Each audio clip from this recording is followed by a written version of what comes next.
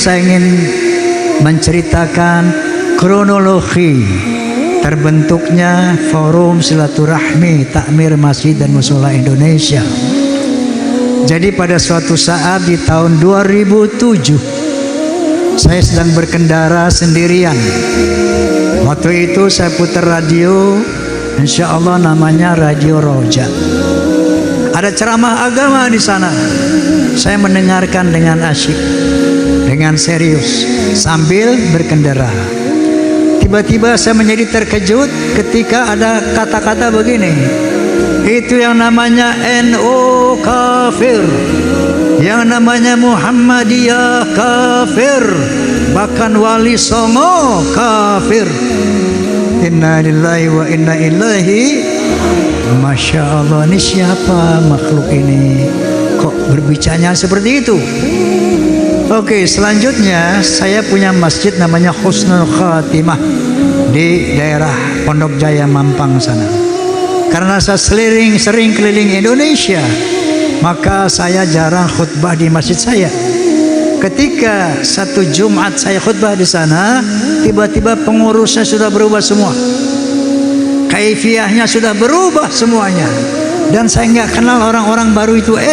Kamu ini siapa? Kamu siapa? Kamu siapa? Mana pengurus lama? Bla bla bla bla.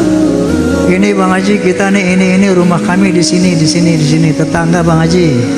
Lalu pengurus lama kemana? Nggak tahu Bang Haji, ada yang sakit, ada yang mengundurkan diri, semua begitu. Nah, di situ saya baru sadar bahwa masjid saya sudah dikuasai oleh yang namanya Wahabi. Saat itu saya teleponlah, waktu itu pimpinan Nahdlatul Ulama Kiai Haji Hashim Muzadi. Saya telepon Kiai, izin, ada nggak masjid-masjid NU yang diambil alih oleh Wahabi? Beliau mengatakan ada Bang Haji, di sini. Kemudian saya telepon lagi Prof. Din Syamsuddin. Saat itu beliau sebagai ketua PP Muhammadiyah.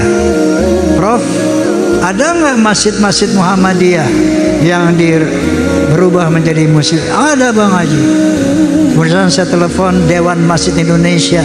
Saat itu dipimpin oleh Profesor Tarmizi Tahir almarhum. Prof, ada mendengar nggak keluhan-keluhan umat nih, ada pengambil alihan kepengurusan masjid? Iya Bang Haji, ini rame ini Bang Haji. Saya telepon lagi Habib Rizik Syihab. Beb, ente dengar nggak Beb mengenai pengambilan? Iya Ji, ane dengar. Saya telepon lagi almarhum Kiai Zainuddin Amzad. Kiai, antum dengar? Iya, ane dengar semua. Maka berkumpullah kita, dan di situ saya sendiri memberi judul Fahmi Tamami Forum Silaturahmi Takmir Masjid dan Mushola Indonesia. Karena saya yang pertama bergerak, maka beliau meminta saya menjadi ketua umum.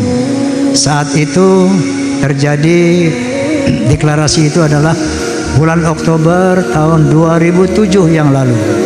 Alhamdulillah sekarang Fahmi Tamami sudah tersebar hampir di seluruh provinsi di Indonesia. Fahmi Tamami, Fahmi Tamami, Fahmi Tamami. Di sana Woi, kenapa? Kenapa? Hah? Kenapa nyanyi? Nyanyi? Ntar jangan khawatir. Saya akan nyanyi 20 lagu ntar. Ada keyboardnya kan? Nah, keyboardnya udah ada.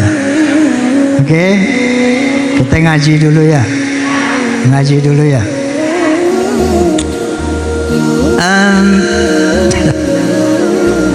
Mereka mengatakan bahwa kita ini ahlul bid'ah, ahli bid'ah, bahwa kullu bid'atin dolalah finnar.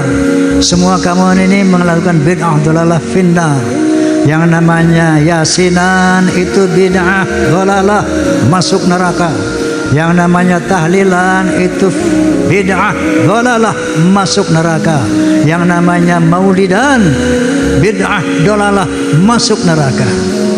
Lalu saya lihat sebuah hadis Nabi sallallahu alaihi wasallam yang berbunyi begini: Inna asdaqal hadits kitabullah wa ahsanal hadi hadi Muhammadin wa syarrul umuri muhdatsatuha wa kullu muhdatsatin bid'ah wa kullu bid'atin dhalalah wa kullu dhalalatin finnar, atau kama qala Rasulullah sallallahu alaihi wasallam. Inna asdaqul hadits kitabullah, sesungguhnya sebenar-benarnya keterangan adalah kitabullah, Al-Quranul Karim.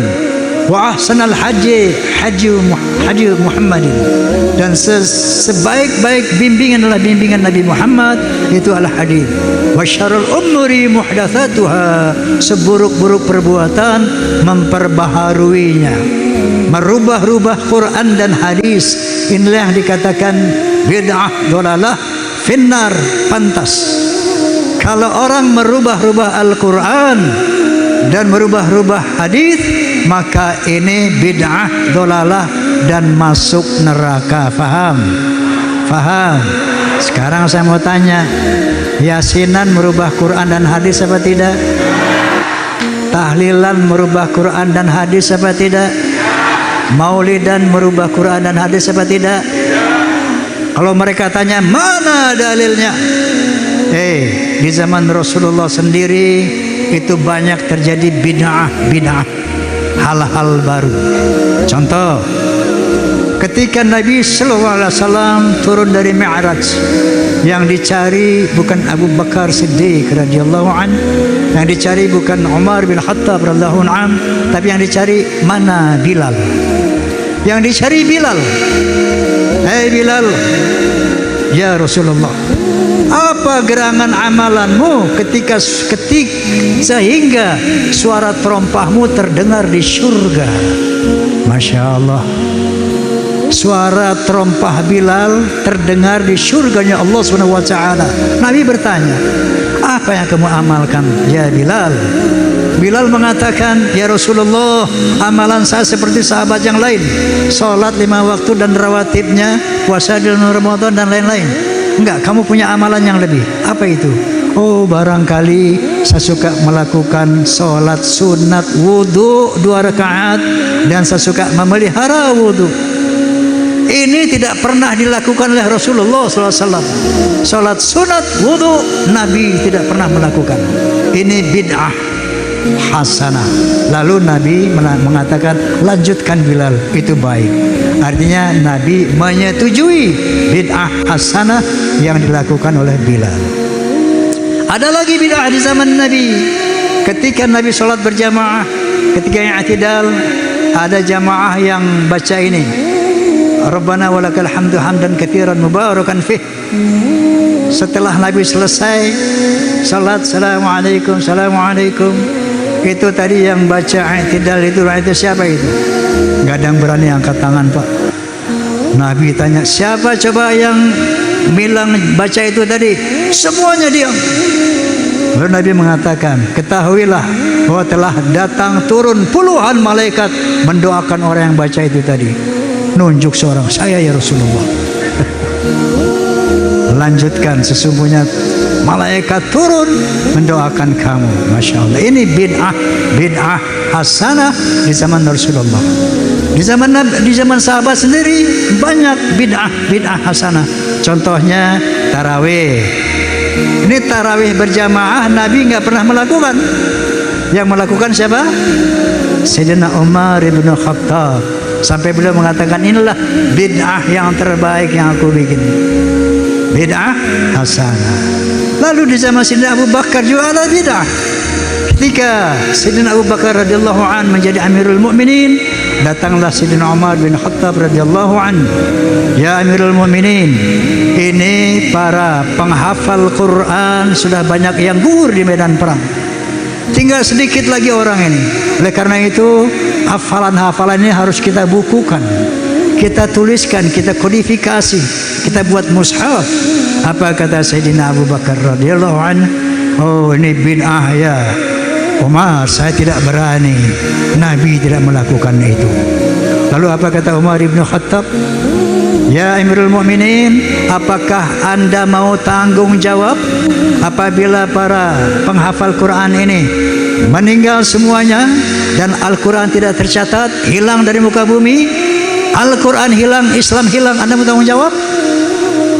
Mikir-mikir nih Abu Bakar, benar juga Umar. Do it, lakukan itu.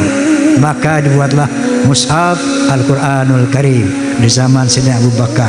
Ini bid'ah tapi hasanah. Paham? Paham? Dan boleh minum nggak sih? Kiai, izin Kiai.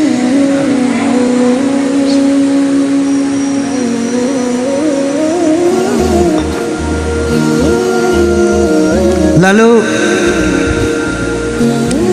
kalau ada teman-teman dari sana menyatakan ini dalilnya mana, ini dalilnya yang tidak dilakukan Nabi, termasuk yang namanya katakanlah musik haram, ini haram, itu haram, lalu dan sebagainya.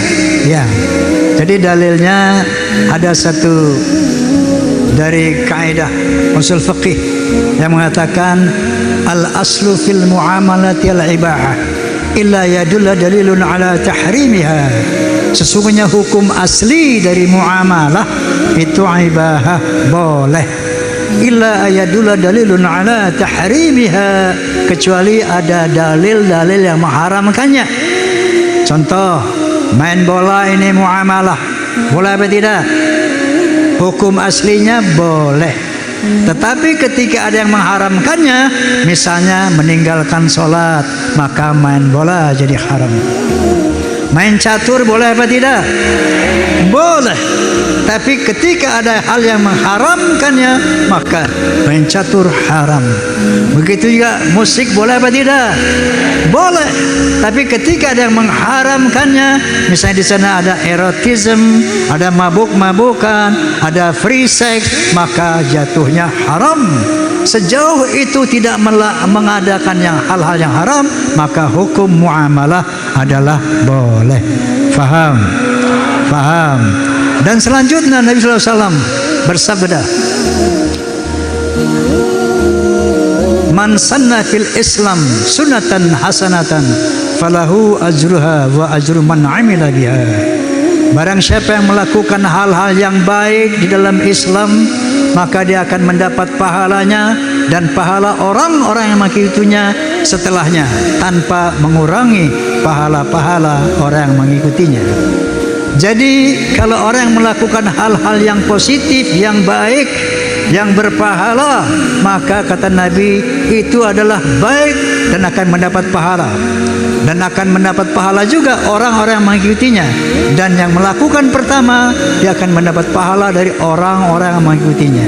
Sekarang saya mau tanya, yasinan malam Jumat baik apa tidak? Tahlilan baik apa tidak? Maulidan baik apa tidak? Jadi ini yang Nabi nyatakan, man sanna fil Islam sunatan hasanatan falahu ajruha wa ajru man amila biha. Faham?